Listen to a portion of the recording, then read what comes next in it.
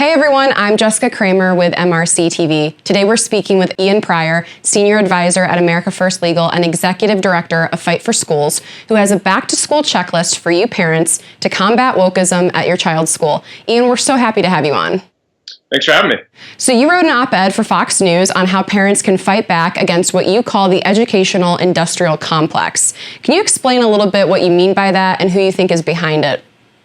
Yeah, absolutely. So, when you talk about the educational industrial complex, really what you're looking at is obviously you have the United States Department of Education where funding comes through to local school districts and states. You also have this cottage industry of consultants that come in and, do teacher trainings, do these, quote, equity audits where they need to, find the systemic racism or the anti-equitable practices. And then, of course, they get to stay on as consultants to fix all the things that they've found. And then you have your administrative staff in these giant school systems where, ultimately the administrative staff gets paid and they end up getting the bonuses while, the teachers, they just kind of have to sit around and get challenge coins and whatnot. And then finally you have the school boards, which, ultimately, even if you have a good school board or, a possibly, decent amount of school board members that can fight back and saying, you need to pass this. So it's important to realize that the school board itself, while, going to school board meetings and speaking out is certainly important, you need to be sure to look at the administration as well, to look at the federal government as well, and to see exactly what it is they're doing and how they're influencing the education of your children. That's the first time that I heard that phrase. Is anybody else talking about that? I've heard it a little bit, but I think it's important to realize that is basically what we have here. I mean, it is, similar, you heard the military industrial complex. Well, the educational industrial complex has really been growing since, the 1970s, ever since we started having the Department of Education and became very federalized, where typically schools were more locally controlled. Now, a lot of this stuff is coming from the top down. And tax dollars are basically getting redistributed to these high-priced consultants because, hey, we've got to spend the money somewhere, so let's go spend it on the new thing, which, as we've seen over the past couple of years, is critical race theory inspired curriculum and teacher trainings, gender theory, gender ideology, social emotional learning. These things aren't things that parents are saying, well, we need this. Let's do this. This stuff is coming and it's top down, and taxpayers and parents are footing the bill for it. Yeah. So you wrote an op-ed for Fox News. You laid out 3 things that parents can do. We just want to go by them one by one. The first thing that you lay out is the protection of pupils' amendment requests. Can you tell us what that is and how parents can utilize that? Right. So the Protection of Pupil Rights Amendment was first passed in 1972, PPRA for short. Really what this does is 2 things. One, it gives parents the right to inspect instructional materials, which includes curriculum, classroom materials, lesson plans, teacher trainings, anything that really goes into instructing the child. And you can put in a request at, America First Legal's website. We have the PPRA toolkit, which has a sample, sample text for a request, which you can send via email. You can send via letter if you prefer.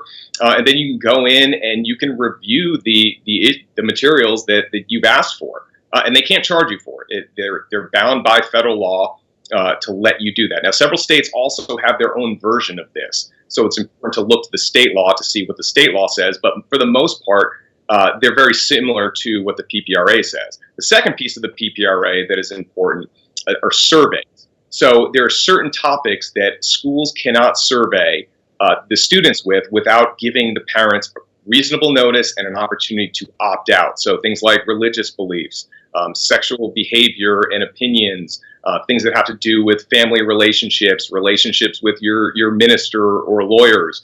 And if there's a survey that's going to ask about those questions, then there needs to be a reasonable opportunity for parents to opt out. So, not the day of the survey, but, several days or weeks before that survey. And so it's important for parents to know that and to opt out of those surveys. And they can do it in advance if they prefer and send an email to a school system and say anything that is covered by the PPRA. Again, at the America First Legal website, we have all of that in our PPRA toolkit. You can opt out. Now, one of the things about the PPRA that I think is important when you're talking about FOIA, and a lot of parents use the Freedom of Information Act, and every state has its own Freedom of Information Act. to get these materials. But there's a lot of exemptions and exclusions in state law. They can charge you a fortune. We've seen charges or quotes for $38,000, $45,000 in order to access materials or emails that they're trying to get to. So what I say in this op-ed is start with a PPRA, get the curriculum first. And then when you want to find out, how much is being paid for that curriculum, how that curriculum was developed, how the teacher trainings were developed, that's where you use the Freedom of Information Act to find the communication within the school system in order to understand better how this all was developed. Yeah, so that was my second question was, you also mentioned a FOIA request. So exactly how does that differ from the protection of pupils amendment? How would a parent know which one to activate in a given situation? Right, so the PPRA is a federal law. You cannot be charged to go in and review these instructional materials.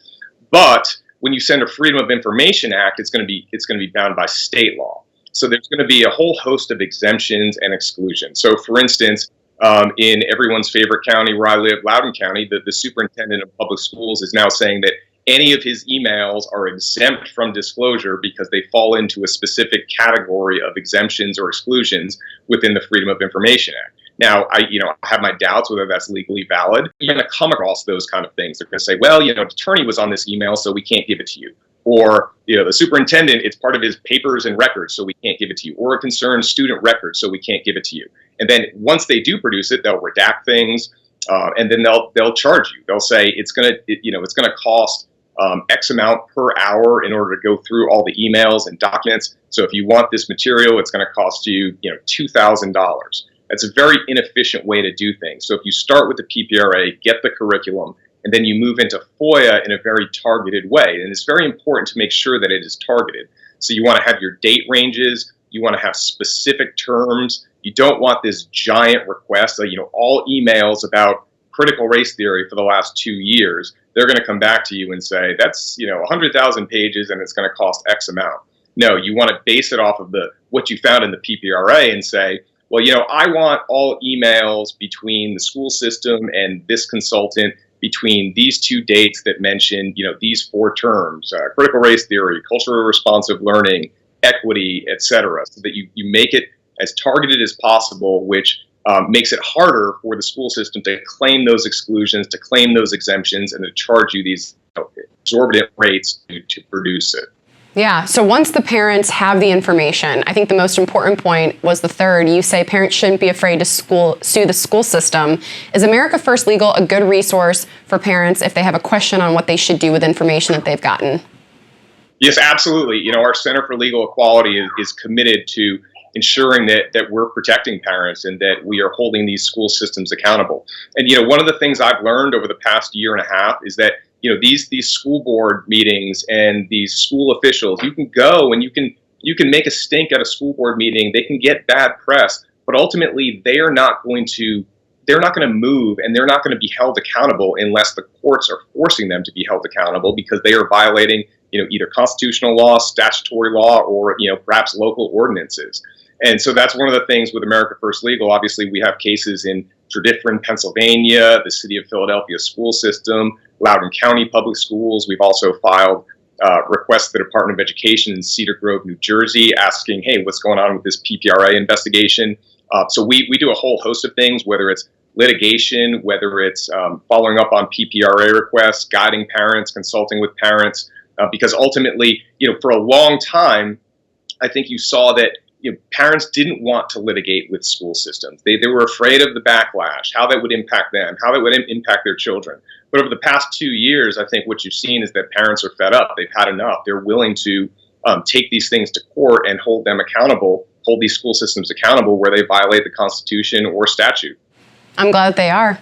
Ian, thank you so much for your expertise on these issues. We always love having you on. Absolutely. Thanks for having me. Thank you.